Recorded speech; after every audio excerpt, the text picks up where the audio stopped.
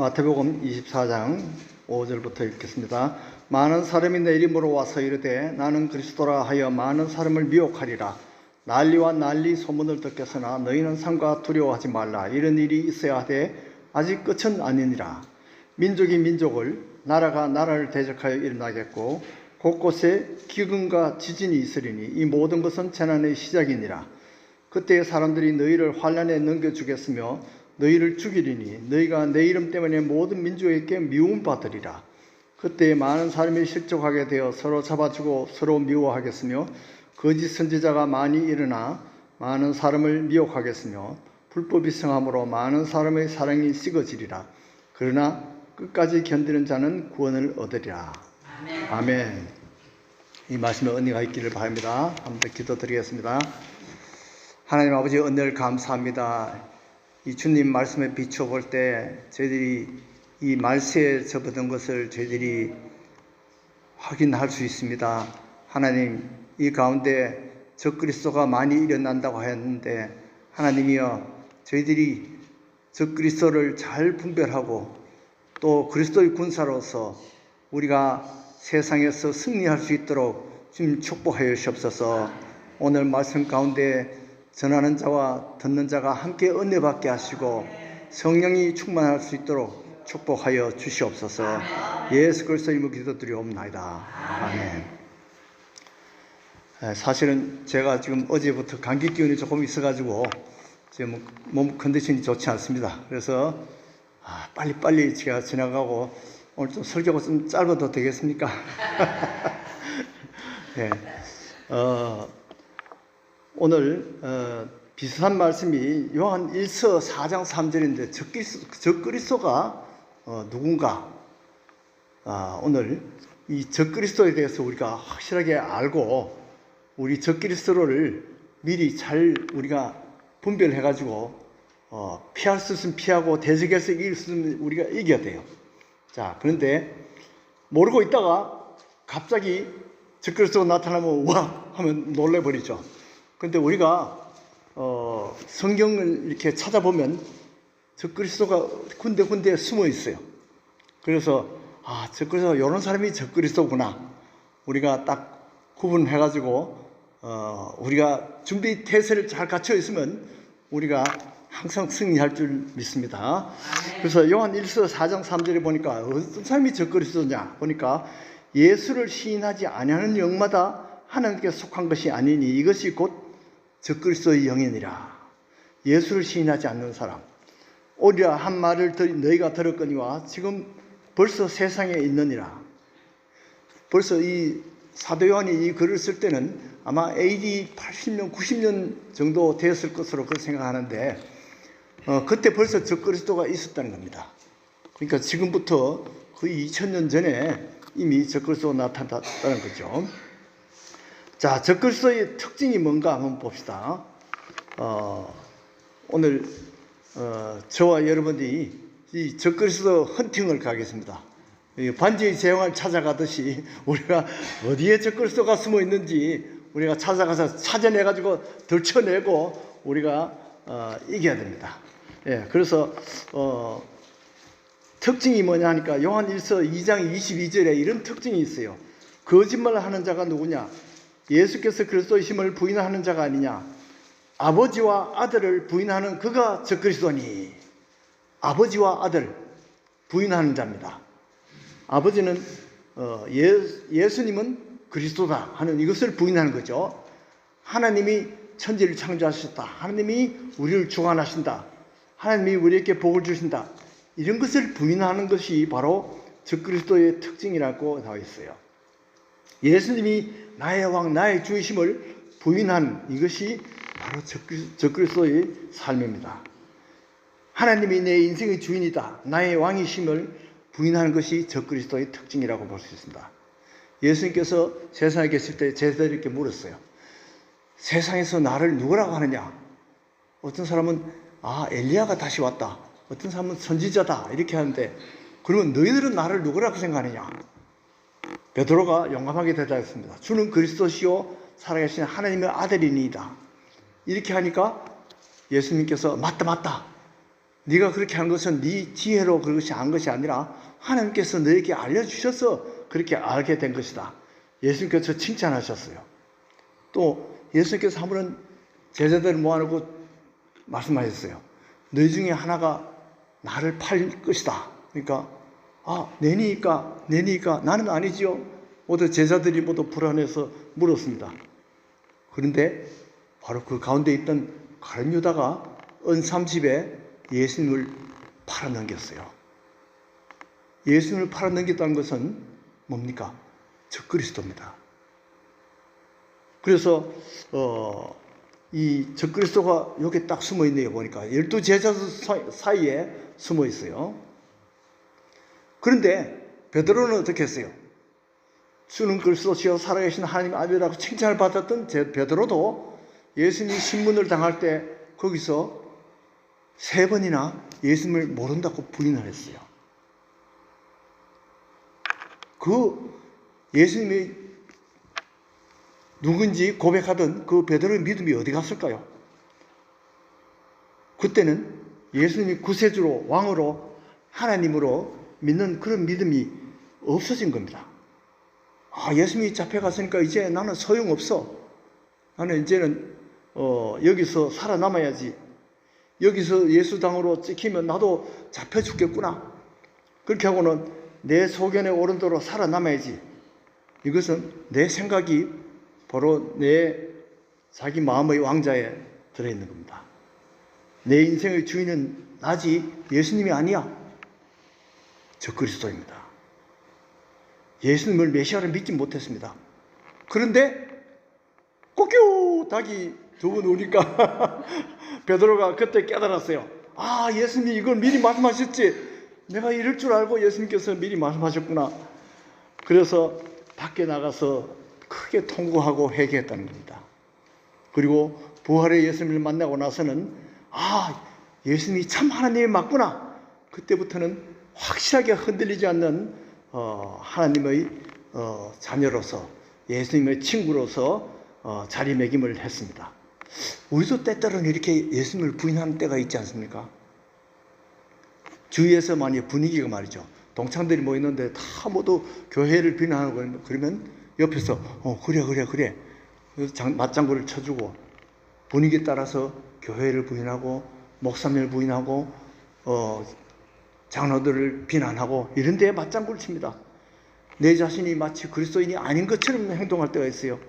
가난한 사람 보면 돈주머니를 슬그머니 닫고 크리스찬이 아닌 것처럼 피해버립니다.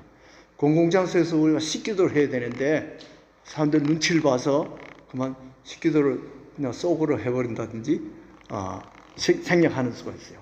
이게 다 예수님을 부인하는 행위입니다. 우리도 베드로처럼 예수님과 함께 있을 때는 우리가 예배드리고 교회 안에서는 맞습니다. 주님의 말씀이 진리입니다. 예수님은 나의 주인이십니다. 이렇게 믿고 있는데 밖에 나가면 어느새 그만 예수님을 잊어버리고 부인하고 나 멋대로 내 소견에 오른 대로 내가 내 마음대로 내가 왕이 되어서 사는 겁니다. 이것이 저는 보니까 일시적인 적그리스도인이라고 합니다. 그래서 베드로가 일시적으로 적그리스도인이 되었다가 다시 회개하고 참 그리스도인으로 거듭난 것처럼 우리들도 그러한 회개가 매일 있어야 되는 겁니다.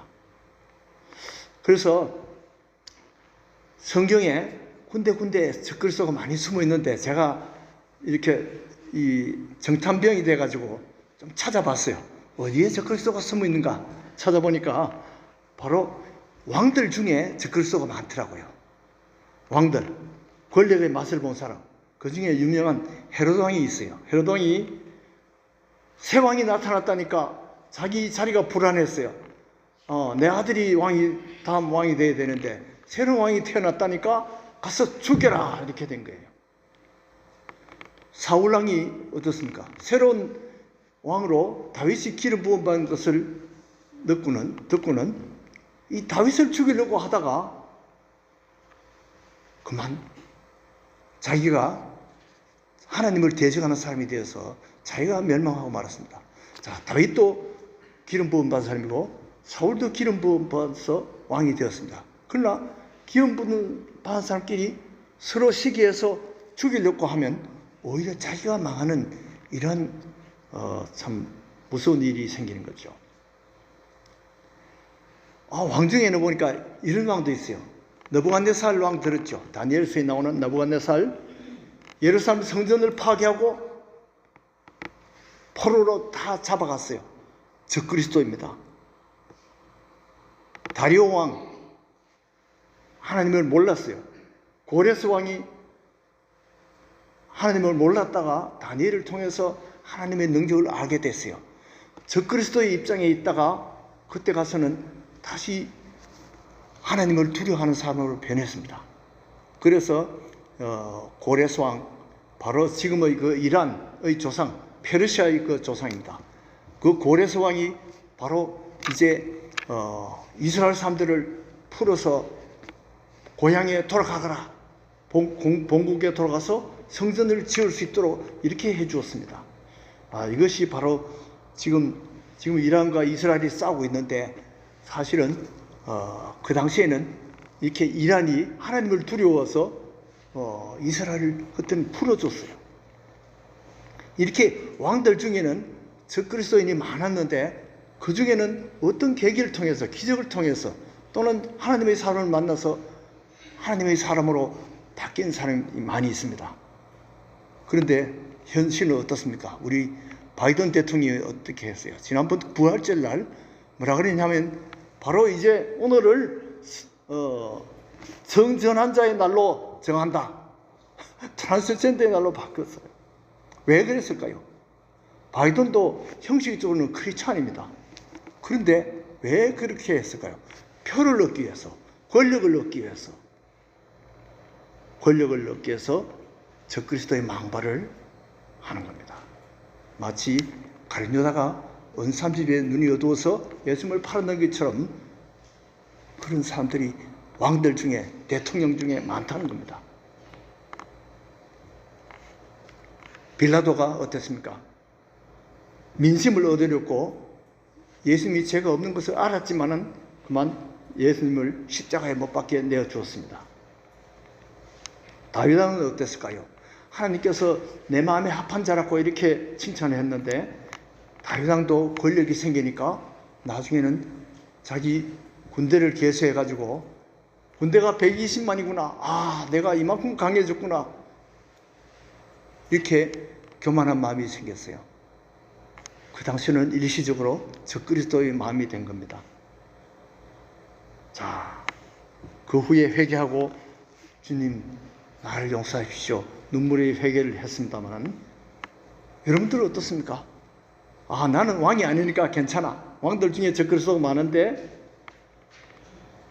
나는 왕이 아니니까 괜찮아. 조심해야 돼요. 왜냐하면 모든 사람은 자기 마음의 왕자가 있어요. 그 왕좌에 예수님을 모시고 예수님의 시킨 대로, 예수님의 뜻대로, 성경 말씀을 가르친 대로 해야 되는데, 그 왕좌에 자기가 앉아가지고 자기 소견에 오른 대로, 자기 유익대로 자기 판단하고 또 행동을 합니다.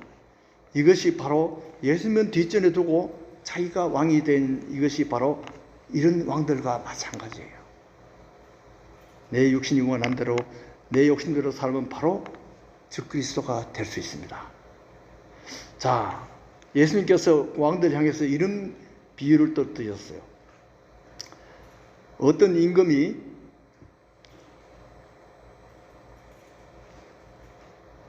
다른 임금과 싸우러 갈 때에 먼저 앉아 1만 명으로 저 2만 명을 거느리고 오는 자를 대적할 수 있을까 헤아리지 아니하겠느냐. 만일 못할 터이면 그가 아직 멀리 있을 때에 사신을 보내어 화친을 청할지니라. 이와 같이 너희 중에 누구든지 자기의 모든 소유를 버리지 아니하면 능히 내 제자가 되지 못하리라.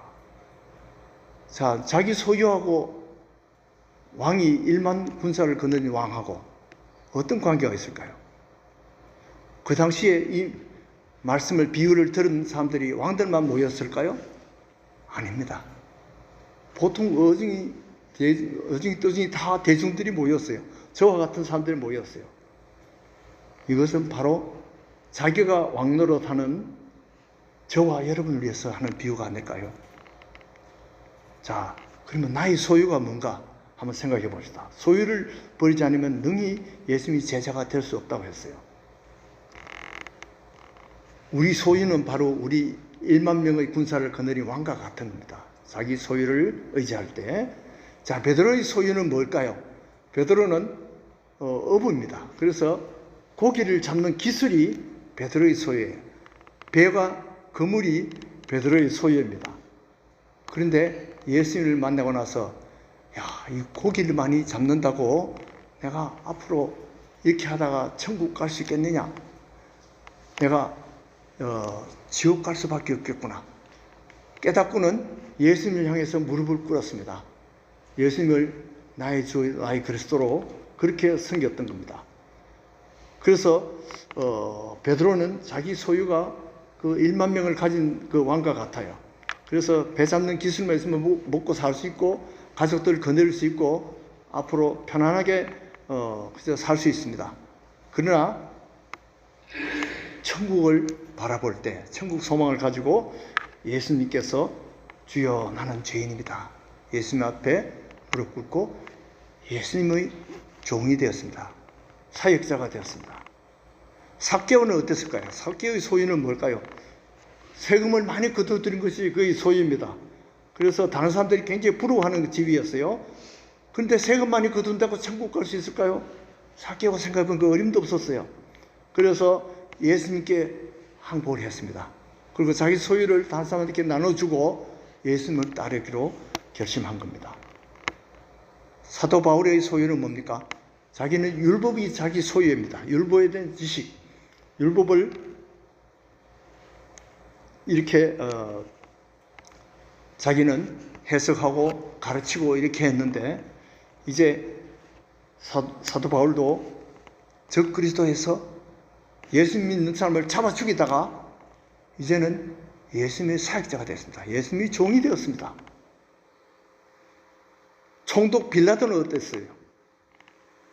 예수님이 죄 없다는 것을 자기가 알았어요. 그런데 내가 죽어야 내가 산다.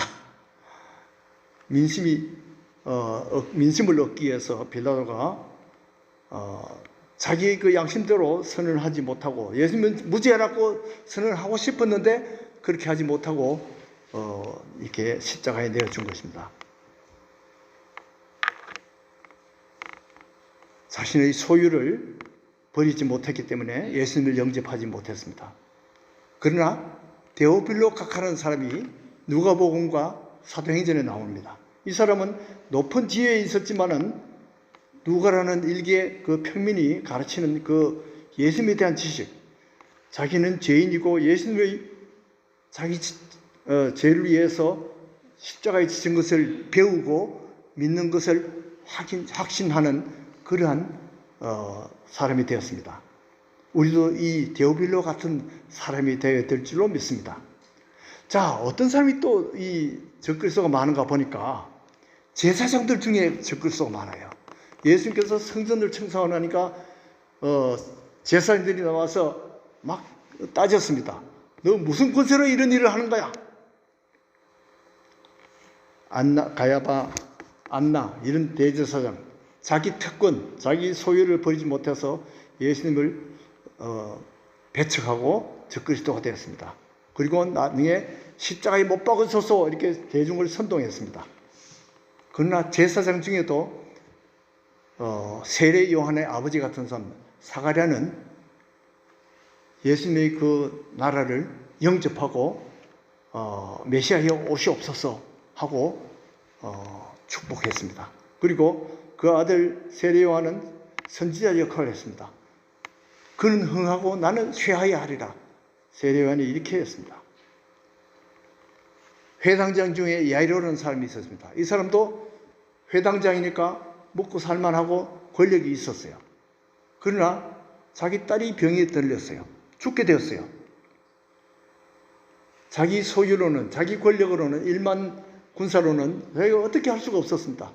그래서 예수님께 와서 주님 제발 제 딸을 좀 고쳐주십시오.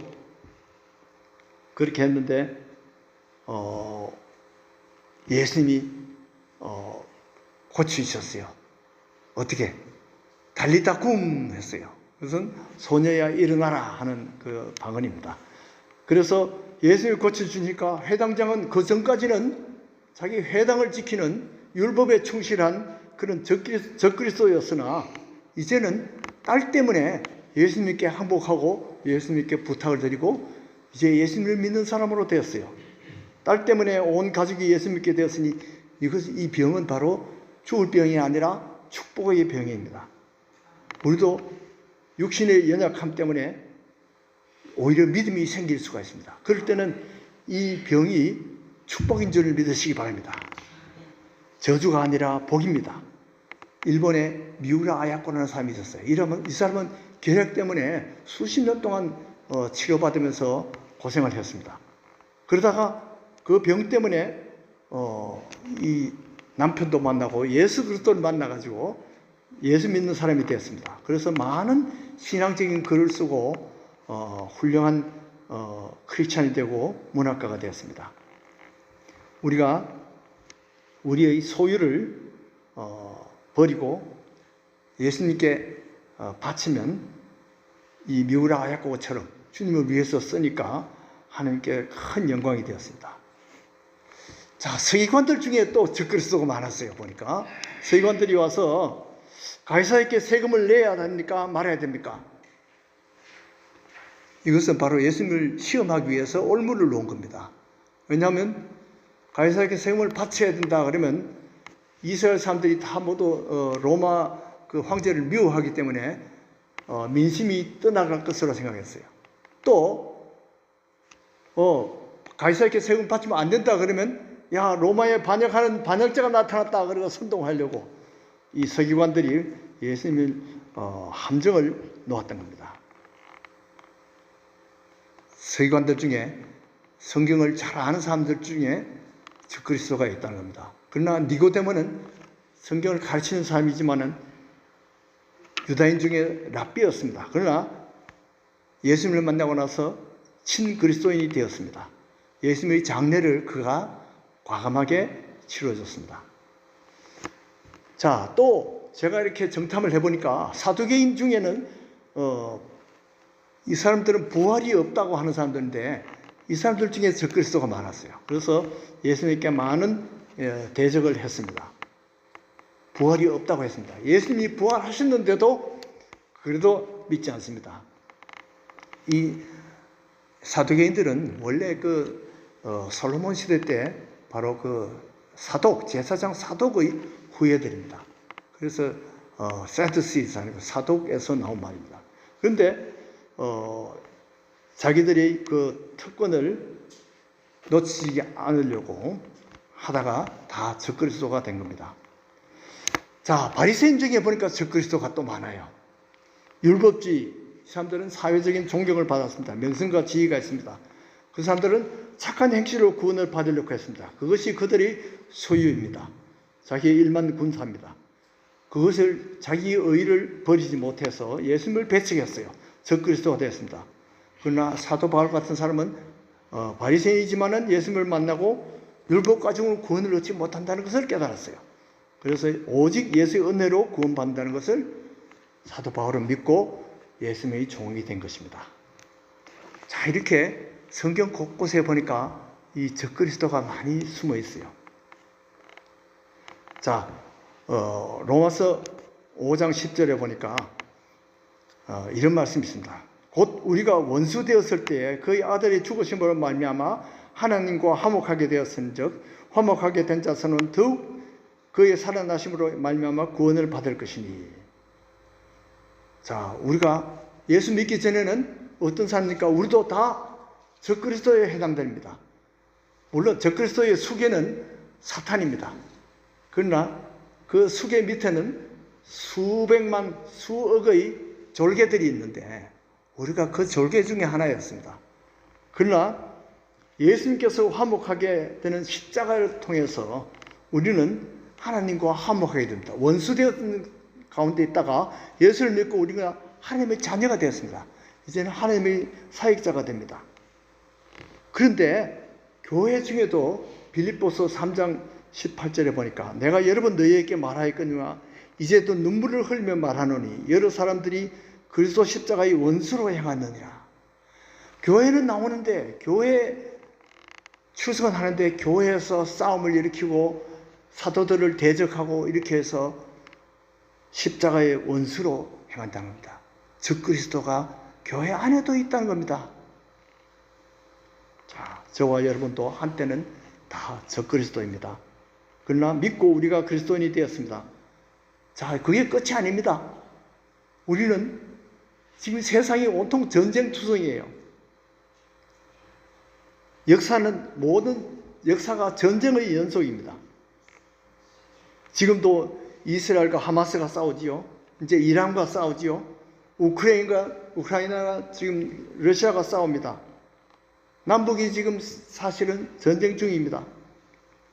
그런데 러시아가 또 다음 두 나라를 더 공격하는데 어느 나라인지 잘 모르겠어요. 전쟁과 전쟁이 이것이 바로 마지막 말세의 표적입니다. 지진이 있습니다. 일식이 있습니다. 이 모든 것이 하나님께서 우리에게 사인을 보내줍니다. 이제 말세가 다 됐다는 거죠. 제가 이 카톡방에 특별히 한 군데 멤버가 800명이나 돼요.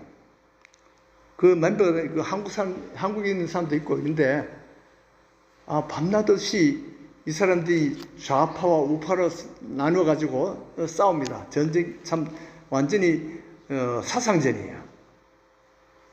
그래서 제가 거기서 그만 너무 자기들끼리 저주하고 막 크리스찬들끼리 저주하고 이렇게 해서 제가 거기서 나와버렸어요.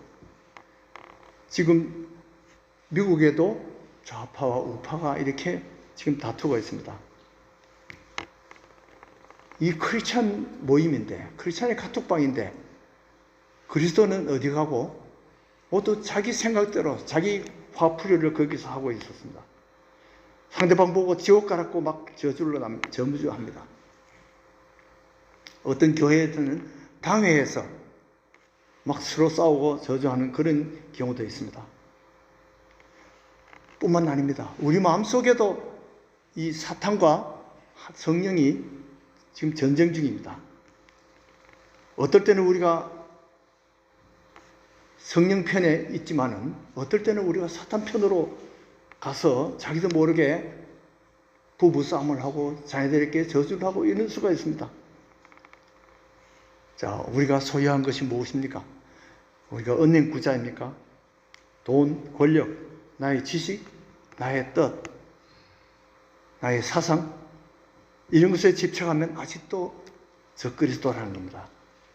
우리가 잠시 방심하면 우리도 적그리스도가 될 수 있습니다. 삭개오처럼 우리가 소유한 모든 것을 내려놓고 주님의 뜻에 우리가 다 순종해야지 우리가 참 그리스도인이 될 수가 있습니다. 자, 이제 말씀을 맺겠습니다. 적그리스도가 말세에 많이 나타난다고 했어요. 우리가 적그리스도를 만날 때 두려워할 필요는 없어요. 왜냐하면 우리의 대장 예수님이 이미 적그리스도 사탄을 이겼기 때문에, 만약에 우리 친구들 중에 적그리스도의 발언을 하면 우리가 그 친구들을 권면합니다. 예수님이 참 그리스도 메시아이시다. 예수님을 믿자. 우리가 권면해도 안 되면 그냥 가만히 그들을 위해서 기도하는 수밖에 없어요. 그리고 우리가 이제는 기도함으로써 그리스도의 사람으로서 우리가 늘 적그리스도가 언제 어디서 나타날지 모르니까 우리가 항상 이 말세에 마음을 정결하게 하고 늘 기도함으로써 승리하는 그런 축복이 저와 여러분에게 있기를 바랍니다. 기도하겠습니다. 하나님 아버지, 은혜를 감사합니다. 오늘 저희들이 적그리스도에 대해서 생각해 보았습니다. 이 땅에 많은 적그리스도인이 나타나고 있습니다. 하나님, 저희들도 잘못하면 적그리스도의 졸개가 될 수 있습니다. 저희들을 붙들어 주시고 승리할 수 있도록 도와주시옵소서. 우리 가족 중에, 우리 친구 중에 적그리스도가 있습니까? 그들을 권면하여서 그리스도의 증인이 될 수 있도록 저희들을 사용하여 주시옵소서. 이 영적 싸움에서 우리 내 마음속에서 이 싸우는 이 모든 적그리스도와의 싸움에서 우리가 승리할 수 있도록 주님 도와주시옵소서. 예수 그리스도의 이름으로 기도드리옵나이다. 아멘.